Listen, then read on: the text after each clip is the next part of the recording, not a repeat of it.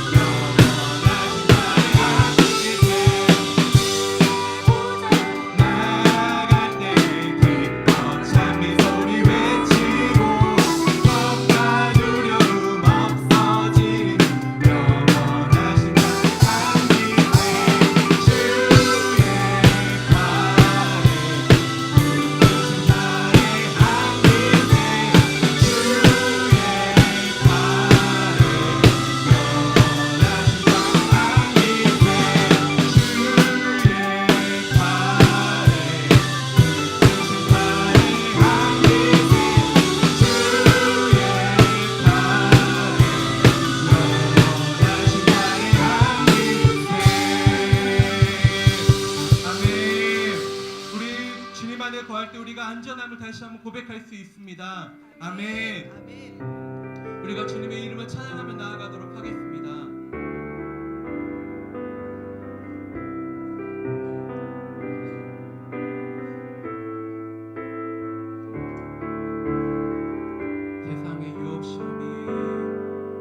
세상의 유혹 시험이 내게 몰려올 때에 나의 힘으론 그것들 모두 이길 수 없네.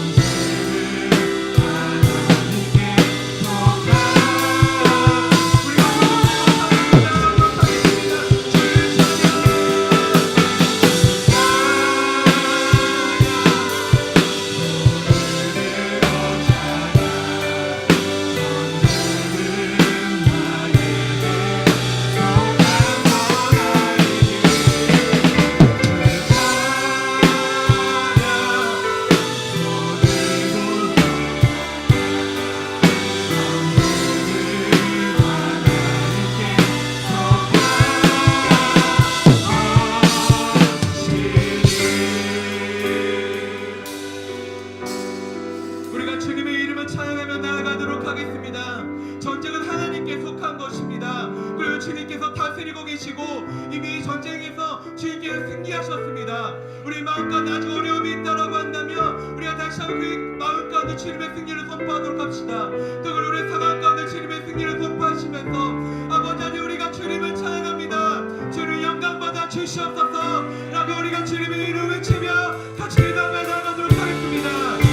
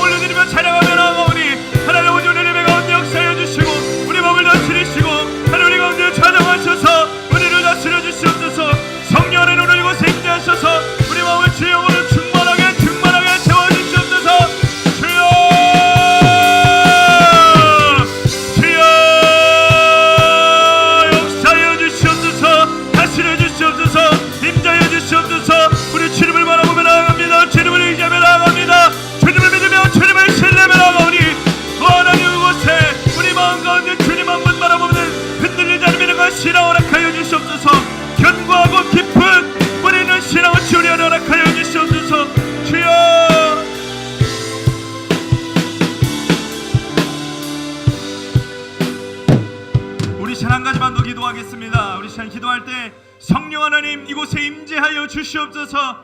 성령님 우리의 마음을 충만하게 채워주시옵소서. 메마르고 다친 마음이 있다면 성령 하나님 우리의 마음 가운데 단비로 촉촉히 적셔주셔서 은혜 안에 말씀 안에 주의 임재 안에 들어갈 수 있도록 성령님 우리를 이끄시고 인도하여 달라고 우리 성령 하나님의 충만한 임재를 사모하며 우리 같이 주의 한 번 더 외치시고 통성으로 기도합니다. 주여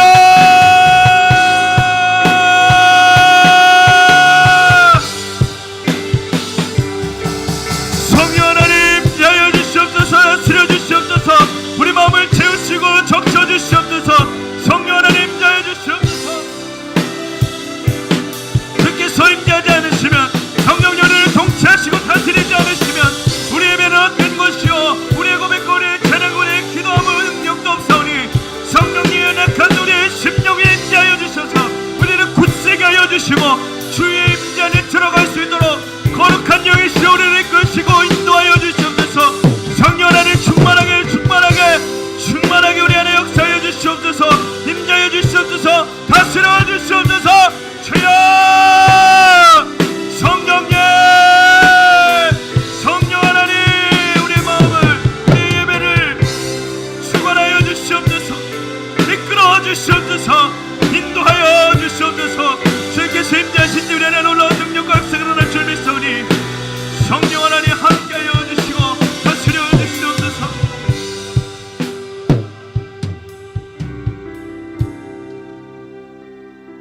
살아계신 하나님, 지금 이 시간도 우리 가운데 역사하시는 하나님, 이 세상의 모든 것을 다스리시고 주관하시는 모든 전쟁을 다스리시는 하나님을 높이며 찬양하며 주님을 믿고 신뢰하는 마음으로 예배하며 나아가오니 주여 우리 마음 가운데 주님의 놀랍고 크신 은혜로 주님의 말씀으로 우리의 심령을 채워주시옵소서. 성령 하나님 우리가 주님을 간구하며 기도하오니 성령께서 우리의 메마른 마음을 촉촉히 적셔주시고 연약하고 침체되어 있고 닫혀있는 마음들이 있다면 강하게 하시고 새롭게 하시고 채워주시는 주님의 능력이 오늘 이 예배 가운데 우리 각 사람의 심령 가운데 일어나게 하여 주시옵소서. 성령 하나님 우리 예배 가운데 임재하여 주시옵소서. 우리를 주님의 역사 안으로 주님의 임재 안으로 이끄시고 인도하여 주시옵소서. 간절히 간구하며 소망하며 기도하며 나아가오니 우리의 기도와 간구 가운데 응답하여 주시옵소서. 감사하며 예수 그리스도의 이름으로 기도합니다.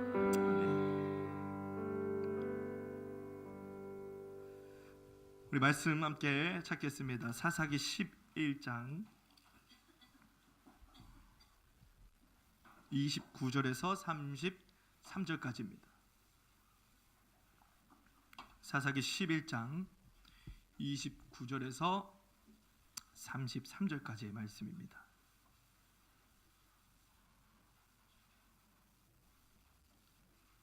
구약 성경 382페이지에 있습니다. 사사기 11장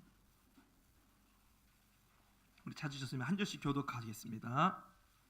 이에 여호와의 영이 입다에게 임하시니 입다가 길르앗과 므낫세를 지나서 길르앗의 미스베에 이르고 길르앗의 미스베에서부터 암몬 자손에게로 나아갈 때에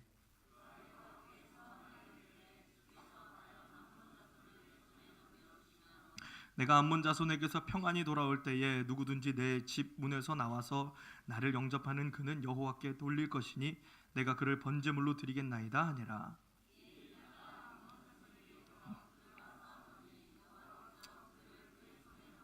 함께 읽겠습니다. 아로엘에서부터 민닛에 이르기까지 20성읍을 치고 또 아벨그라밈까지 매우 크게 무찌르니 이에 암몬 자손이 이스라엘 자손 앞에 항복하였더라. 아멘. 할렐루야. 오늘도 이 수요일 저녁 은혜를 사모하는 마음으로 예배 가운데 나오신 여러분들 한 분 한 분 환영하고 축복합니다. 오늘도 주님께서 주시는 새 힘과 도전이 우리 마음 가운데 충만하게 넘쳐나는 그런 또 은혜의 시간 될 수 있기를 소망합니다. 사사기의 말씀 계속 살펴보고 있습니다. 오늘 우리가 살펴볼 사사는 입다라는 사사입니다. 입다에 대해서 여러 가지 이야기들을 많이 이미 들으셨기 때문에 익숙한 인물이시고 또 그가 어떤 삶을 살았는지 또 그가 사사로서 어떤 역할을 했는지는 아마 잘 아실 겁니다. 입다 하면 가장 먼저 생각나는 게 아마 딸을 서원해서 하나님께 번제로 올려드린 그런 인물로 아마 입다를 잘 기억하실 거라고 그렇게 생각합니다. 오늘 그 입다가 가진 신앙, 하나님을 향한 그 신앙에 어떤 우리가 또 배울 점이 있는지 또 우리가 어떤 하나님이 주시는 마음이 있는지 입다라는 인물을 통해서 우리가 좀 찬찬히 살펴보는 그런 시간 갖도록 하겠습니다. 입다는요 컴플렉스가 많은 인물이었습니다. 컴플렉스. 저마다 컴플렉스가 다 있으시지요. 그래서 그 컴플렉스 때문에 때로는 이렇게 눈을 찝기도 하시고 코를 이렇게 세우기도 하시고 저도 나름대로 이 컴플렉스가 있습니다. 이 컴플렉스를 말씀드리면 그것만 보실 것 같아가지고 저 스스로를 지키기 위해서 말하지 않겠지만 외모적인 어떤 컴플렉스 사실 코가 낮아요. 제가 아무도 모르셨죠? 네, 안경으로 다 가리고 있기 때문에 코가 낮은지 모르셨을 텐데 저희 딸을 보시면 잘 알 수 있습니다. 코가 여기 없어요. 이렇게. 그래서 나중에 제가 성형수술은 좀 자신이 없고 누가 지나가다가 코 한 대 이렇게 쳐줬으면 그 핑계서 막 농담입니다. 외모적인 컴플렉스가 있을 수도 있겠고 또 외모적인 컴플렉스뿐만 아니라 어떤 내 개인의 어떤 삶에 대한 컴플렉스도 아마 다 경험해 보셨을 거예요. 가난이 컴플렉스일 수도 있고 또 내가 처해 있는 상황과 환경이 어떤 컴플렉스일 수도 있고 오늘 이 입다도 우리가 공감할 수 있을 만한 한 가지 컴플렉스를 지니고 있었습니다. 입다는요 길르앗이라는 사람의 아들입니다. 근데 길르앗이 어떤 사람인지를 우리가 좀 알아야 됩니다. 길르앗은 어떤 사람이냐면 길르앗에 사는 길르앗이에요.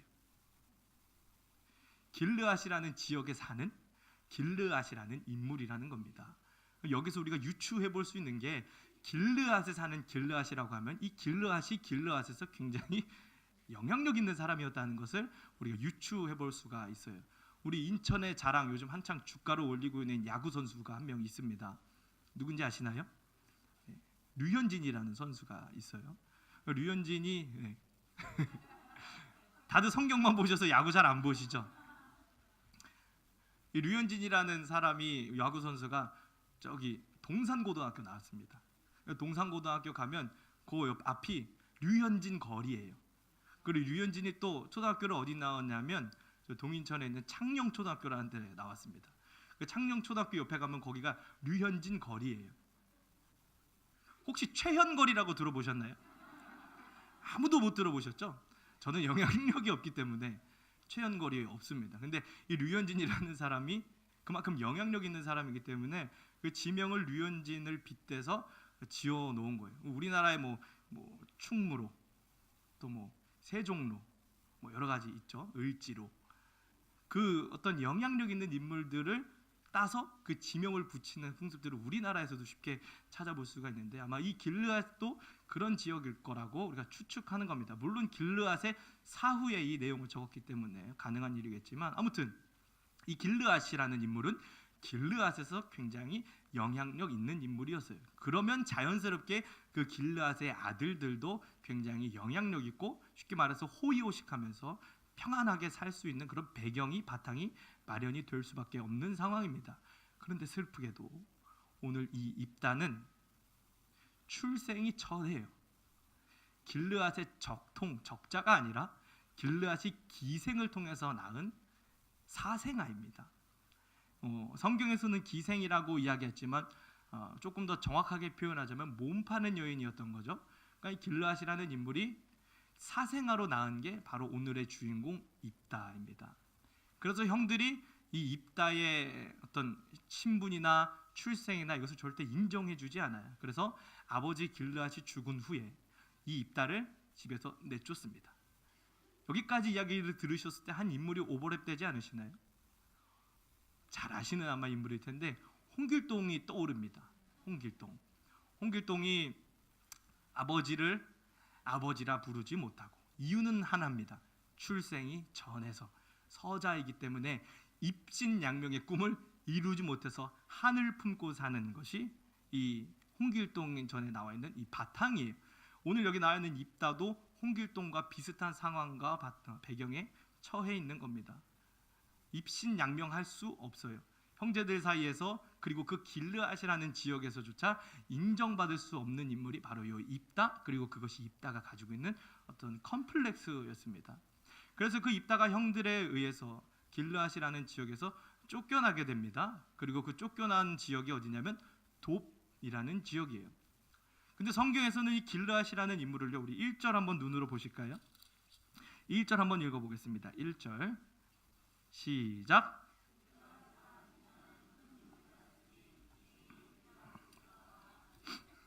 성경은 입다를요 큰 용사라고 설명합니다. 이 사사기만 봤을 때 큰 용사라는 별명이 붙은 인물이 딱 한 사람 더 있는데 그게 기드온이라는 인물이에요. 기드온 하면은 어떤 인물이신지 대충 그 인상착의가 떠오르시죠? 기드온 큰 용사. 입다도 그에 못지않게 군사적으로 또 뭐 체력적으로 또 외모적으로 큰 용사라는 별명이 붙기에 적합한 인물이었다는 거예요. 그 큰 용사, 어찌 보면 키도 좀 크고 힘도 좀 세고 그야말로 주먹 좀 쓰는 그 입다라는 인물이 저 돕이라는 지역에 쫓겨나서 살고 있는데 그러다 보니 자연스럽게 그 큰 용사라는 입다라는 주변에 그 인물 주변에 성경을 보면 잡류가 모였다고 이야기하고 있습니다. 잡류라고 하면 잘 와닿지 않으시겠지만 이것을 다른 번역본에 보면 불량배라고 이야기해요. 불량배가 이 입다의 주변에 막 몰려들기 시작하는 겁니다. 우리식으로 조금 더 쉽게 표현하자면 조폭의 보스가 된 거예요. 그래서 이 잡류들이 모여서 하는 일들이 뭐냐면 주변에 좀 약한 사람들에 가서 약탈하고 빼앗고 쉽게 말하면 테러 조직 비슷한 삶을 살았던 것이 이 입다와 그를 둘러싼 잡류 불량배들의 삶이었을 거라고 추측하는 겁니다. 이마저도 홍길동이랑 좀 비슷하죠. 홍길동이 집에서 쫓겨나서 뭘 만들죠? 똑똑하시네요. 활빈당을 만들고 뭐 약탈해서 어려운 사람들 도와주고 마지막에 뭐 율도국을 만들고 뭐 이런 내용들. 홍길동이랑 굉장히 비슷한 배경을 가지고 있어요.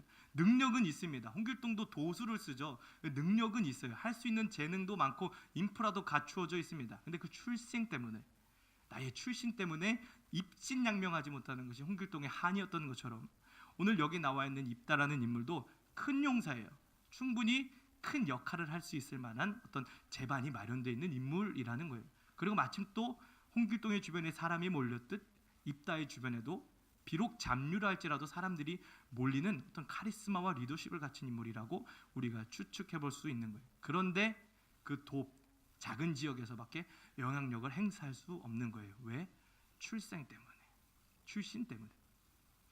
그렇게 돕에서 자기만의 세력을 구축하면서 살아가고 있었던 그 찰나 한편 그의 원래 출생지였던 길르앗에는 어려운 일이 닥치기 시작합니다. 제가 사사기 설교 말씀드릴 때마다 계속 반복되는 패턴이 있다고 설명드렸어요. 이스라엘 백성들이 여호와의 목전에 악을 행합니다. 그래서 하나님께서 이방 나라들을 통해서 이 이스라엘이라는 나라를 심판하셔요. 그래서 이들이 부르짖습니다. 하나님이 사사를 세우셔서 그들을 다시 구원해 주셔요. 그리고 계속 이런 내용들이 행복하게 잘 살다가 또 죄짓고 또 심판하시는 내용들이 계속 반복됩니다. 입다가 돕이라는 지역에서 그렇게 살고 있을 때 이 길르앗 지역에 이 패턴이 반복되고 있었던 거예요. 이 이스라엘 백성들이 하나님의 목전에 악을 행해서 결국에 하나님이 암몬이라는 족속을 통해 이스라엘 백성들을 심판하시는 이 심판이 시작된 거예요. 그러니까 길르앗 사람들은요 갓지파에 소속된 작은 집단입니다. 그러니까 암몬이라는 큰 당시에 길르앗에 비해서 굉장히 큰 이 민족을 이길 만한 어떤 힘도 능력도 뭐 어떤 체제도 갖추어지지 않은 그냥 작은 집단이었던 거예요. 그러니까 이 길르앗 사람들이 전전긍긍합니다. 암몬은 그에 비해서 굉장히 힘도 세고 전쟁할 수 있는 능력도 잘 갖추어진 그런 민족이었어요. 그러니까 자기들 수로 또 자기들의 방법으로 자기들이 가지고 있는 어떤 군사적 역량으로는 결코 절대 이 암몬을 이길 수 없게 되자 장로들이 돕에서 잘 먹고 잘 살고 있는 입다를 찾아오는 겁니다. 그래서 이렇게 이야기해요. 입다에게 우리 길르앗에 와서 군대 장관이 되어달라.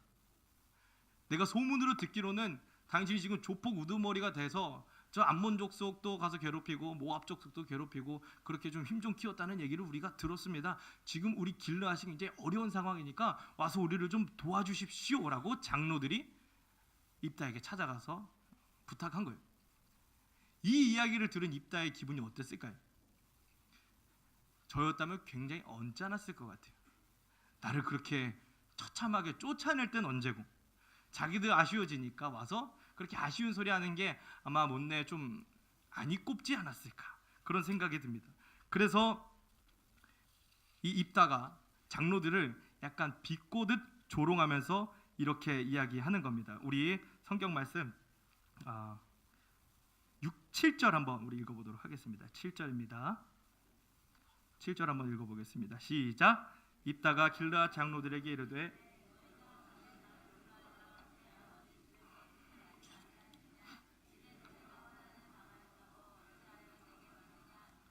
지금 이 길르앗의 장로들을 향해서 입다가 조롱하듯 비아냥거리면서 이렇게 이야기하는 거예요. 아니 지금 뭐 내가 밉다고 그렇게 쫓아낼 때 언제더니 조금 이렇게 얄밉나요?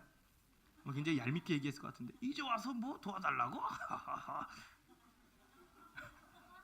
제가 어린이부 사역을 오래 하다 보니까 약간 습관처럼 허허허 내 입장에서 아쉬울 게 없지 이러면서 아마 안 도와줬을 거예요. 그랬는데 바로 그때 그 순간 이 장로들도 굉장히 어떻게 보면 영악한 사람이었던 것 같아요.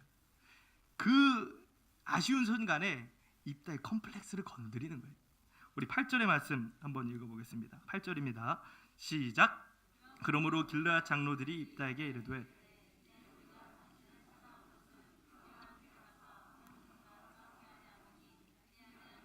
우리 길르앗 모든 주민의 머리가 되리라. 아멘. 지금 우리가 미묘한 변화이지만 이 변화에 우리가 좀 한 가지 주목해야 되는 게 있습니다. 6절을 보시면 장로들이 와서 입다에게 우리의 장관이 되어달라고 이야기합니다. 근데 우리가 지금 읽은 이 8절의 말씀을 보면 우리 주민의 머리가 되어달라고 이야기하는 거예요. 장관과 우두머리는 미묘해 보이지만 큰 차이가 있는 겁니다. 장관은 뭐냐?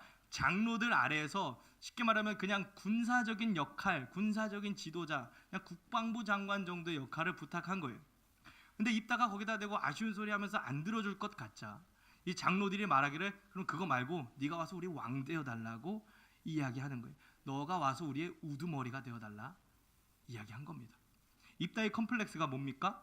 출신 때문에 입신양명하지 못하는 것, 성공하지 못하는 것, 내 이름 떨치지 못하는 것, 지위를 얻지 못하는 것, 이게 입다가 가지고 있었던 컴플렉스예요. 그런데 장로들이라서 그 부분을 정확하게 정곡을 찌른 겁니다. 그 순간 이 입다가 장로들의 이야기와 설득에 넘어갈 수밖에 없는 겁니다. 그래서 입다가 이렇게 이야기합니다. 우리 9절 말씀 읽어보겠습니다. 9절입니다. 시작. 길르앗 장로들에게 이르되 너희가 나를 데리고 고향으로 돌아가서 암몬 자손과 싸우게 할 때에 만일 여호와께서 그들을 내게 넘겨주시면 내가 과연 너희의 머리가 되겠느냐. 아니 10절 읽어볼까요? 길르앗 장로들이 입다에게 이르되 여호와는 우리 사이의 증인이시니 당신의 말대로 우리가 그렇게 행하리이다 하니라. 아멘. 지금 이 입다는요 자기에게 찾아온 이 절호의 찬스, 자신은 어쩌면 자기에게 닥치지 않을 거라는 그 이 기회를 정확하게 붙잡는 거예요.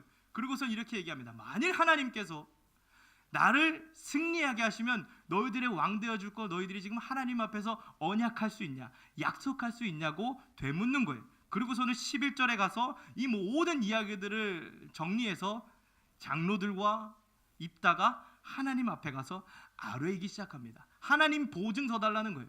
하나님 보시는 눈 앞에서 너희들이 약속하라는 겁니다. 하나님이 전쟁을 주관하는 분이신데 내가 아무리 잘 싸워도 내가 아무리 능력이 있어도 하나님이 도와주지 않으시면 결코 이 전쟁을 이길 수 없는데 만약에 하나님이 도와주셔서 내가 승리하면 이 하나님 보시는 앞에서 나를 너희의 왕 삼아줄 거 약속할 수 있냐고 이야기를 던지는 겁니다. 그렇게 장로들과 입다의 계약이 성사됩니다. 그리고 나오는 12절부터의 내용은 본격적으로 입다가 그 암몬 족속들과 전쟁하는 내용들이 이제 시작됩니다. 그때 당시에 아마 영화를 많이 보신 분들은 좀 이해하실 수 있는 거예요. 그냥 싸우자 해가지고 막 그냥 부딪혀서 싸우는 게 아니에요.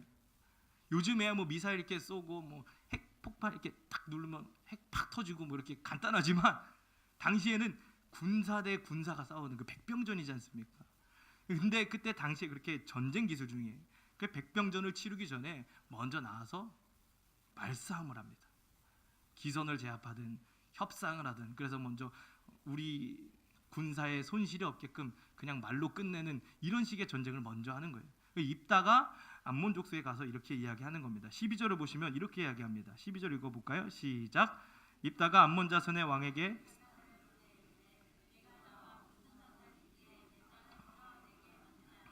자 이렇게 입다가 암몬 족속에 가서 따져 묻는 겁니다. 이보시오, 우리 지금 이 길르앗 족속들이 당신들이 도대체 무슨 잘못을 저질렀습니까? 왜 우리를 지금 쳐들어오는 겁니까? 저리 가십시오. 요 정도 선에서 끝내려고 하는 거죠. 그러자 암몬 자손의 왕이 하는 이야기들을 들어보면 이 이화에 나와 있는 내용들인데 이걸 다 읽어볼 수는 없고 이걸 정리하자면 이런 내용입니다. 우리 암몬 족속이 잘 먹고 잘 살고 있었는데 이 땅에서 지금 길르앗 당신들이 살고 있는 그 길르앗 지역이 원래 우리 암몬 땅이었어. 거기서 잘 먹고 잘 살고 있었는데 니들이 쳐들어온 거 아니야? 그때 출애굽할 때 애굽에서 나와서 막 정복한다고 전쟁하면서 잘 먹고 잘 살고 있는 우리 민족 내쫓고 너네들이 지금 여기 와서 차지하고 있는 거잖아. 그러니까 이 땅 원래 우리 땅이야. 너네가 나가. 라고 암몬 족속이 이야기하는 거예요. 여기에 입다가 조목조목 굉장히 논리적으로 반박합니다. 뭐 그 내용들 다 뭐 구체적으로 살펴볼 필요는 없고요. 이런 내용입니다.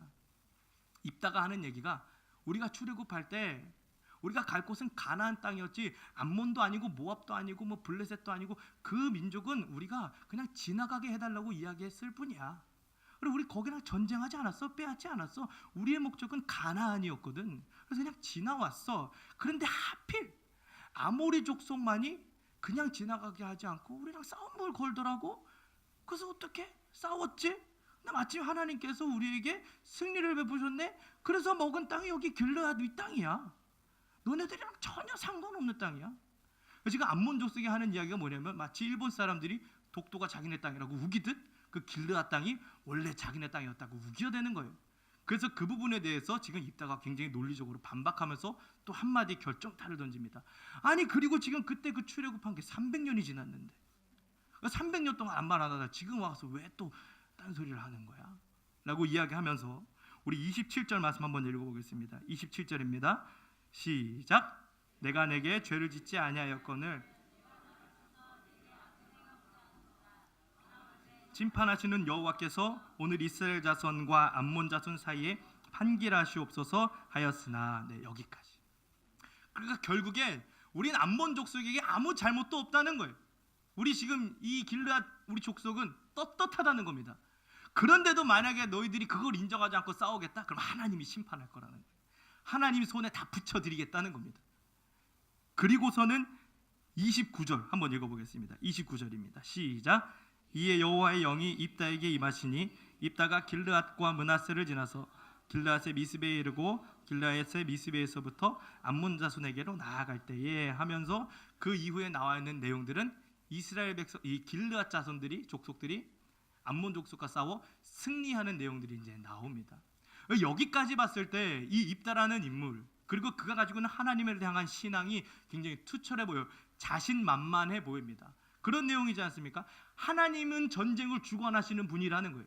내가 아무리 큰 용사라 할지라도 내 힘으로 이 전쟁 승리할 수 있는 보장 없다는 겁니다. 하나님이 승리하게 해주시면 왕이 되겠다는 거예요. 그리고 그 내용들도 가서 하나님 앞에 하나님 앞에서 약속합니다. 언약합니다. 하나님이 보시는 그 미스바에 모여서 길르앗과 암몬이 계약을 맺는 거예요. 그리고 여기 27절에 우리가 읽은 고백에도 보셨던 것처럼 하나님이 심판하실 거라고 모든 것이 하나님의 손에 달려있는 것처럼 이 입다가 고백합니다. 그런데 우리가 이해가 안 되는 사건을 이후에 만나게 됩니다. 여호와의 영도 지금 입다에게 임한 상태예요. 쉽게 말하면 여호와께서 이 입다를 사사로 세우신 이후라는 겁니다. 그 이후에 입다가 하나님께 어떤 행동을 보여드렸는지 우리가 한번 보겠습니다. 30절, 31절 읽어보겠습니다. 시작. 그가 여호와께 서원하여 이르되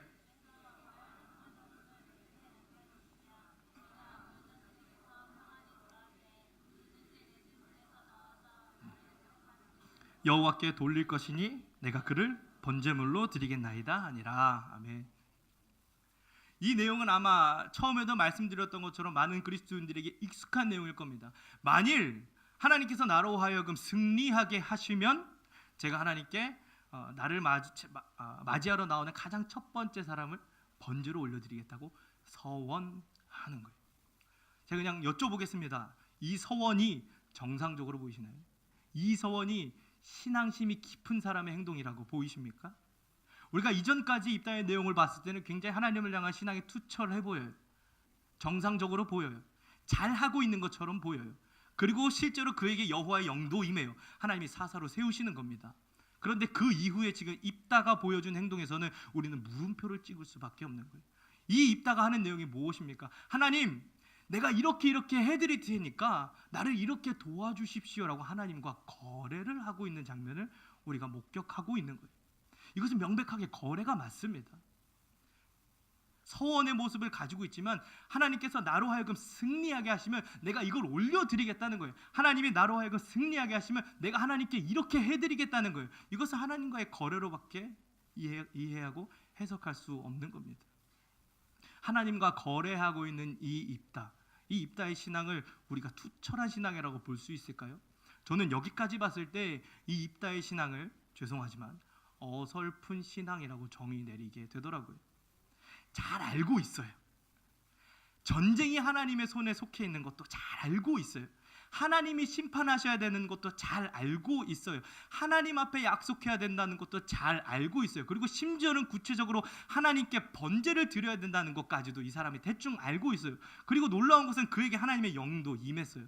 그러니까 이 사람이 하나님의 사람이 아니다, 불신앙자라고 우리가 이해하고 정의 내릴 수는 없어요. 그런데 이 입다의 소원을 봤을 때 이 신앙은요, 어설픈 신앙이라는 거예요. 그러니까 하나님을 끝까지 믿고, 만약에 이 입다가 깊이 있는 신앙의 소유자였다면, 굳건한 믿음의 소유자였다면 하나님의 영이 임하고 그 이후에 뭐가 붙지 말아야죠. 그냥 하나님이 주시는 그 영으로 말미암아, 하나님이 주시는 힘으로 말미암아, 그래요 전쟁을 주관한다는 그 입다의 믿음의 고백과 마찬가지로 그렇게 나가서 싸워서 승리하고 하나님께 영광 올려드리고 예배하면 끝났을 일인데, 그 이 서원을 통해서 입다에게 찾아온 비극에 대해서는 아마 잘 알고 계시지 않습니까? 사랑하는 딸을 죽여야만 했던 그런 비극을 겪게 된 이 어설픈 신앙, 이 이유가 뭘까요? 잘하는 것처럼 보였는데, 정상적으로 보였는데, 결정적인 순간에 이런 헛된 서원을 올려드릴 수밖에 없었던 바탕에는 뭐가 있었을까요? 저는 그것을 불안감이라고 설명할 수밖에 없더라고요. 불안한 거예요. 뭐가 불안했을까요? 말씀드렸던 것처럼 입다는요, 컴플렉스가 많은 사람이었어요. 어떤 컴플렉스입니까? 내가 성공해야 돼요. 내가 잘 나가야 합니다. 내가 높아져야 돼요. 내가 인정받아야 합니다. 내가 이 길르앗에 그동안 그냥 마음에만 품고 있었던 바로 그 꿈, 왕이 되는 것, 우두머리가 되는 것, 이 꿈을 반드시 이룰 수 있는 절체절명의 찬스인 거예요. 이 찬스를 놓치면 자기는 다시 저 도배 가서 뒷방 쭈구리로 살아다가 죽을 수밖에 없는 운명이라는 걸 잘 알고 있었던 거예요. 그러니까 이 기회를 살리고 싶은 거죠. 이 기회를 살리려면 어떻게 해야 됩니까? 하나님이 도와주셔야 되는 거예요. 하나님이 전쟁을 주관하시는 분이라는 건 알아요. 그러니까 그분이 도와주셔야 되는 거예요. 하나님 앞에 약속하고 하나님 앞에 빼도 박도 못할 장치를 마련해 놓는 거예요. 하나님이 심판하시라고 하나님 앞에 맡겨 놓는 거예요. 왜? 하나님이 도와주셔야 내가 성공할 수 있으니까. 그러고도 이 마음에 남아있는 불안감이 입다를 어떻게 만들었느냐? 하나님과 거래까지 하게 만드는 거예요. 하나님이 날 이렇게 도와주시면 내가 하나님께 이만큼 드리겠습니다. 이 신앙 어설픈 신앙이지 않습니까? 근데 안타까운 건 이 어설픈 신앙이 우리들의 삶에도 너무 많이 나타난다는 거예요. 지난 주일 담임 목사님께서 설교하실 때도 그렇게 이야기하셨지만요, 우리 학생들 그런 제가 듣기에도 터무니없는 이야기 많이 합니다. 하나님, 저 대학 보내주시면 새벽 예배 안 빠질게요. 저는 실제로 그렇게 해서 대학 붙을 수는 있겠지만 그 새벽 예배 약속 지키는 친구를 본 적이 없어요. 하나님, 저 남자친구 여자친구 생기게 해주시면 내년에 임원할게요. 하나님, 저 성적 이만큼 올려주시면 저 성가대 할게요. 터무니없으시죠. 이게 우리 학생들만의 일입니까? 어쩌면 제가 목회자지만 저 스스로에게도 너무나 많이 나타나는 안타까운 어설픈 현상인 거예요. 저 목회자지만요, 저도 때로는 하나님을, 죄송합니다, 거래의 대상, 이용해야 할 도구로 전락시켜버리는 순간들을 많이 마주합니다. 하나님, 죄송합니다, 이 옛날 얘기예요.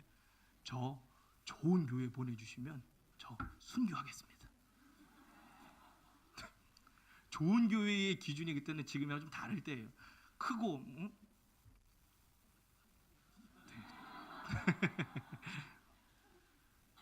그러면 제가 순교까지 하겠습니다. 우리 애 둘 있는데 얘네 둘 다 선교사 시키겠습니다.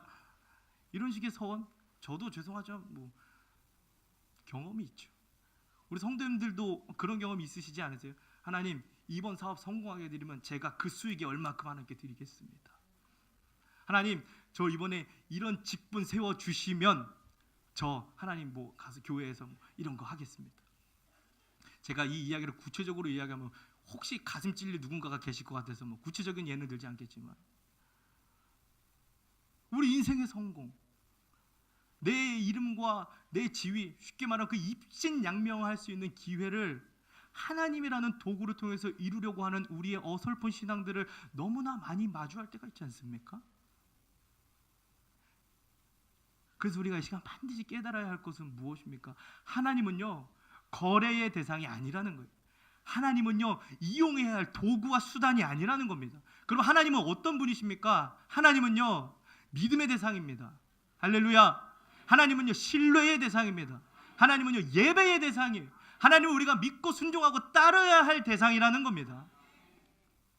할렐루야. 이것이 정말 우리 삶에 정말 흔들리지 않는 이 기반이 되어야 되는 거예요.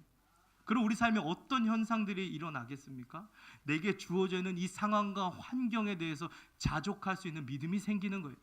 내가 높은 데 있다 할지라도 내가 낮은 데 있다 할지라도 그것이 하나님이 이끄시는 삶이라는 걸 믿고 신뢰하고 순종하고 그곳에서 예배하는 삶이 우리에게서 시작되는 거예요. 내가 가난할지라도 내가 부할지라도 내가 영향력이 있든 혹은 내가 아무 영향력이 없다 할지라도 내가 자존감이 높든 자존감이 낮든 내가 높은 지위에 있든 낮은 지위에 있든 그 어떠한 상황과 환경 가운데서도 하나님을 신뢰하고 하나님을 믿는 사람은 그 상황과 환경에 자족하게 된다는 거예요. 하나님, 나 여기서 벗어날 수 있도록 해주세요. 제가 그러면 이렇게 하겠습니다라고 하나님과 거래하지 않는다는 거예요. 내게 주어진 상황과 환경, 이것에 만족하고 이것을 따르고 이것에 순종하는 깊이 있는 신앙이 우리에게 생겨진다는 겁니다. 지금 이 입다가 하나님께 서원한 내용이 무엇입니까? 내가 전쟁 마치고 승리하고 아무 탈 없이 돌아왔을 때 나를 맞이하는 가장 첫 번째 그 사람을 하나님께 번제로 올려드리겠다는 거예요. 근데 이 서원을 하나님이 기뻐하셨을까요? 일단 첫 번째 이겁니다. 인신 제사 드리는 것은 잘 아시겠지만 결코 하나님이 기뻐하시는 게 아니에요. 오히려 하나님은 그것을 죄로 정의하셨죠. 이것은 이교적 풍습입니다. 그리고 두 번째, 그때 당시에 승리했을 때 그 승리한 사람들을 맞이하는 그 승전 행렬의 가장 첫 앞에는 누가 서느냐? 여인들이 서요. 죄송한 표현이 제가 지금 여성 비하 발언은 절대 아닙니다만 그때 당시에 여성을 또 암컷 하나님께 올려드린다는 것은 하나님을 향한 모독으로 간주하던 시기였어요. 입단 이거 잘 알고 있는데도 불구하고 가장 먼저 자기의 여종이 나올 것을 아마 예상했겠죠. 그 여종을 올려드리겠다. 여자는 당시에 도구였으니까요. 그냥 재산 소유물이었으니까요. 그냥 그 여종 중에 하나 올려드리겠다고 하나님께 서원한 거예요. 이 서원 하나님이 기뻐하셨을까요? 제가 학생들과 그런 이야기를 했습니다. 내가 햄버거 좋아하는데 실제로 제가 햄버거를 좋아합니다만 목사님 햄버거 좋아하는 거 뻔히 알면서 계속 순댓국 먹자 그러면 짜증 나겠냐 안 나겠냐? 하나님도 마찬가지지 않을까요? 하나님이 기뻐하시는 것을 드려야죠. 하나님이 받으실 만한 것들을 드려야죠. 하나님 보시기에 흡족한 것들을 드려야죠. 그럼 그건 뭘까요? 우리가 돈 많이 벌어가지고 하나님께 뭐 1,000억 헌금하면 하나님이 기뻐하실까요? 우리가 교회에서 아침부터 저녁까지 잠 안 자고 교회 맨날 청소하고 쓸고 닦는 거 하나님이 이걸 기뻐하실까요? 하나님이 원하시고 기뻐하시는 걸 드릴 수 있어야죠. 하나님이 원하시는 것은 무엇입니까? 순종하는 것 아니겠습니까? 하나님을 믿기 때문에 순종하는 거잖아요. 하나님을 신뢰하기 때문에 순종하는 거잖아요. 전쟁을 하나님이 주관하신다는 걸 믿기 때문에 나의 승패를 하나님 손에 달아놓고 하나님께 맡겨드리고 내가 승리해도 순종하고 내가 패배해도 순종하고 내가 가난해도 순종하고 내가 부유해도 순종하고 내가 높아져도 순종하고 낮아져도 순종하는 이 순종이 하나님이 기뻐하시는 것 아니겠습니까? 뭘 드릴 수 있을까요? 순종을 드려야죠. 오늘 말씀의 제목이요, 입다를 벗다입니다. 기억하기 쉬우시죠? 입다를 벗다. 입다가 가지고 있는 이 어설픈 신앙을 다 벗어버릴 수 있기를 소망합니다. 입다가 가지고 있는 어설픈 신앙이 무엇입니까? 하나님을 내 성공에, 내 입신 양명에, 좋은 성적과 좋은 대학의 도구로 전락시켜버리는 이 어설픈 신앙은 이제 벗어버리고 좋은 대학 못 가도 죄송하지만 승진 좀 안 돼도 때로 사업 실패해도 때로 관계에 어려움이 있어도 그 모든 것을 주관하시는 하나님이 신실하신 분이라는 걸 믿고 신뢰하는 그 믿음, 이 믿음을 입는 그런 거룩한 신앙의 소유자가 다 되시기를 소망합니다. 할렐루야. 입다를 벗어버리는 삶을 살아가시길 바랍니다. 어설픈 신앙 벗어버리길 소망합니다. 하나님을 거래하고 하나님을 이용의 도구로 전락시켜버리는 신앙에서 벗어나서 하나님이 신실하심을 믿는 믿음으로 말미암아 모든 상황과 환경에 순종하시는 참된 신앙의 소유자, 입다를 벗어버리시는 저와 여러분 되기를 간절히 소망합니다. 기도하겠습니다. 하나님, 우리 삶에 어려움이 찾아올 때 있습니다. 그래서 이 어려움을 좀 벗어나 보고 싶어서, 내 이름 좀 올려보고 싶어서, 내 지위를 좀 상승시켜보고 싶어서, 그래서 하나님을 때로 도구로 사용하지는 않았는지, 때로 하나님과 거래하지는 않았는지 우리 스스로를 돌이켜보는 회개의 마음 허락하여 주시옵소서.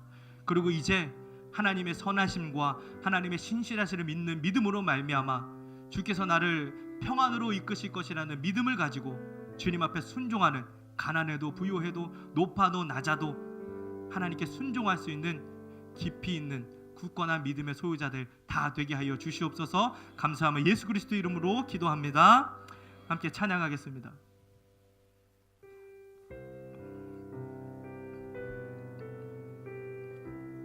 세상의 유혹 시험이 내게 몰려온다 할지라도 모든 전쟁 주님께 속해 있는 걸 믿는 믿음으로 우리 함께 고백하며 나아갑니다.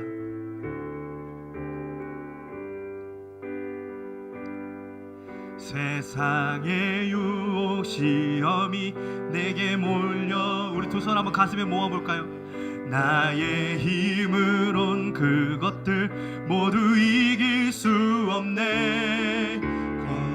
거대한 소금 가운데 위축된 나의 영혼 어찌할 바를 몰라 헤매이고. 우리 다시 한번 고백합니다. 세상의 유혹 시험이 세상의 내게 몰려올 때에 나의 힘으로 그것들 모두 이길 수 없습니다. 거대한 폭풍 가운데 위축된 나의 영혼 어찌할 바를 몰라 헤매이고 있을 때 우리 믿음으로 주님을 찬양합니다. 주를 찬양, 손을 들고 찬양. 전쟁은 나에게 속한 것 아니니. 아멘. 주를 찬양, 손을 들고 찬양. 전쟁은 하나님께 속한 것. 주를 찬양. 우리 두 손 들고 고백합니다. 주를 찬양, 손을 들고 찬양. 전쟁은 나에게 속한 것 아니니. 아멘. 주를 찬양, 손을 들고 찬양. 전쟁 하나님께 속한 것입니다. 속한. 우리 마지막으로 한 번 더 고백합니다. 주를 찬양, 주를 찬양. 아멘. 전쟁은 나에게 속한 것이 아닙니다. 속한 것. 우리 주님을 믿는 믿음으로 고백합니다. 주님을 신뢰합니다. 주님을 찬양합니다. 주님을 예배합니다. 전쟁은 하나님께 속한 것. 우리 새롭게 기도하며 나아갈 때 주님, 나는 주님을 이용하지 않겠습니다. 주님과 거래하지 않겠습니다. 전쟁을 주관하시는 하나님을 믿는 믿음으로, 신실하신 하나님을 믿는 믿음으로 내게 주어진 상황과 환경에 순종하는 믿음을 내게 허락하여 주시옵소서.